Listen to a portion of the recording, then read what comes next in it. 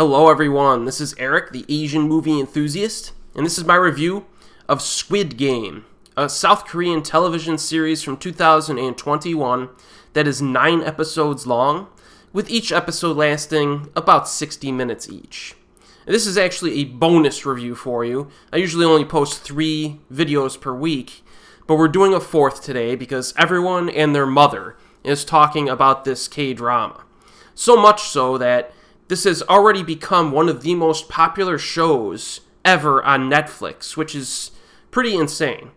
So I thought it would be a good idea to watch it, do a review, before I'm neck deep in my Asian horror marathon over the next month. I even have my horror setup here, recording some reviews for next week, and I'm fitting this one in. So, what is Squid Game about? Well, our main protagonist is played by Lee Jung-jae, and he's not exactly a likable guy early on.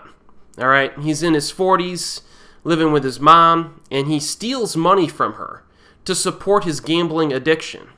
Of course, he owes money to some loan sharks as well as the bank, and to top it all off, a young girl picked his pocket and took his gambling winnings for the day, so he's completely broke again. So he ends up signing a document, which the loan sharks can use if he doesn't pay them in the next month. Because if he doesn't pay the loan sharks, they're going to take his kidney and possibly some other body parts and sell them on the black market for organ dealings. And then, meanwhile, in addition to this, he has a daughter from a previous marriage that he sees on occasion, but he seems fairly irresponsible on that front as well. So this guy, his life's a complete freaking mess. And it's hard to feel sorry for him because he put himself in this own predicament. In any case, this guy's down and out. One day he's visited by a man. He's approached by a man in public, dressed in a suit, and he offers him an opportunity to make some big-time cash. So he accepts. He's transported to a secret location where a group of 456 people will play 6 games over 6 days, and the winners will receive a huge cash prize if they can survive the deadly challenges. Oh yes. So this is a death game storyline. This has been done before, of course. And when I first saw the title on Netflix, I immediately assumed that this was a Japanese production, because Japan has churned out a bunch of these death game storylines, both in movie and television form, over the past few decades. So I was a little bit surprised to see that it was in fact a Korean production. Now the casting, very nicely realized. Lee Jung-jae continues to impress me over time. I think the first time I saw him was in the romance film Il Mare from 2000, or perhaps Asako and Ruby Shoes, which was also from 2000. And he's built up a nice resume of titles over the years. And actually, some of his strongest work has come during the second half of his career. Stuff like The Housemaid, The Thieves, New World, Assassination, and Deliver Us from Evil. In Squid Game, he does a great job of playing a very vulnerable man. You know, a man so vulnerable that he grows on you over the course of the film, even though he's kind of a loser and outside of the games. And he successfully earns the viewer's sympathy over the course of the show. Solid performance. The supporting cast, very strong as well. Park Hae-soo is very good here.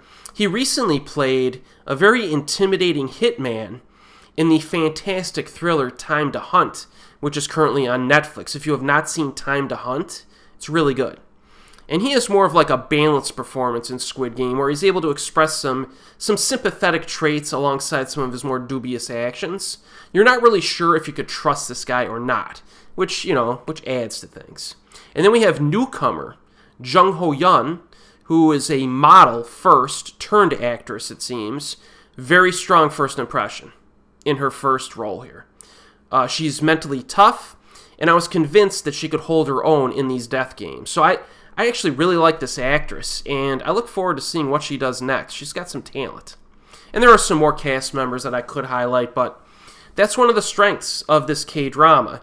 It's very much an ensemble show, meaning that many characters get a backstory and their chances to shine. In fact, someone could make an argument that the most interesting characters are the side characters. And this element adds extra layers of interest while you watch the show. It prevents it from getting stale or dull. Now, I think the writing and the character development is particularly good here. We get to know a handful of these participants and their life dilemmas to the point where you actually begin to root for them individually during the games. And this creates some good emotional moments later on when either they succeed at surviving or as they lose a game and die. So there are a few surprises and unexpected moments in this. Episode 2 in particular totally surprised me with where it went. I mean, that's the last thing I would have expected for the show to do. So there are some serious twists and turns that I enjoyed. Now the director here, Hwang Dong-hyuk, has some experience already. His best project to date was the children-themed movie Silenced from 2011. A very disturbing film, but a very fantastic film that's a must-watch. So he's already proven that he can direct and write something really good. Now, apparently, he spent a lot of time developing Squid Game, and he appears to be a little frustrated and overwhelmed that everyone is already asking him about a possible season 2 to this show. Because I don't think he could even fathom how he could quickly churn out a second season when he spent a decade just developing the show. In any case, he seems to have hit it big internationally, so he'll be a name to look out for. But what about the games themselves, right? Well, since they're based on children's games, they're very simplistic. So do not go into this expecting a liar game, okay, or anything remotely close to that in terms of complexity. Now, I was a little disappointed in the simplicity of the games and the lack of intricacy, because I like seeing someone win a game, especially a death game, in a really impressive way that surprises me, or I never would have thought of myself, right?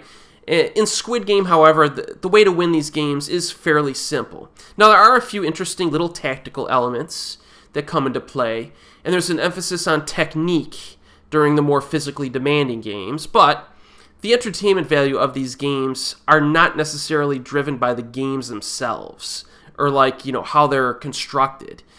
Most of the entertainment value is basically driven by the danger that's established when playing these games. This show has a huge body count.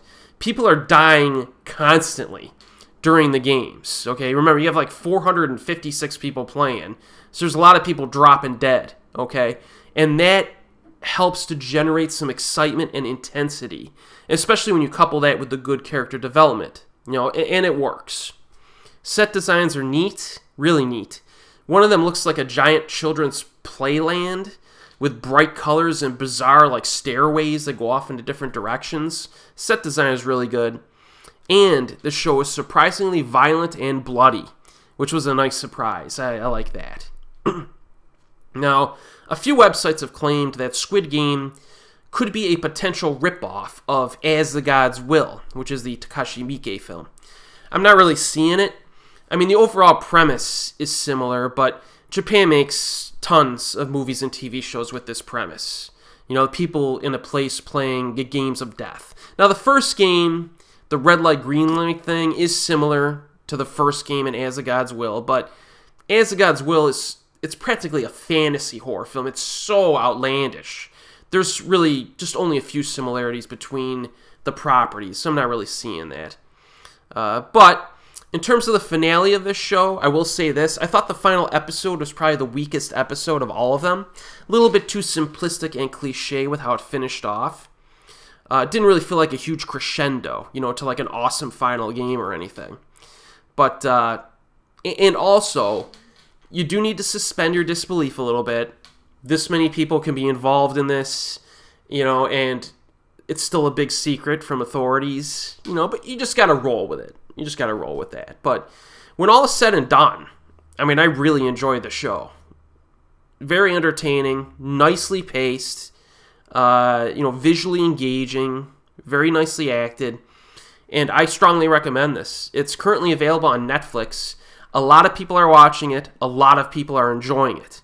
So I think it has quickly become kind of a must-watch K-drama, even though it just came out.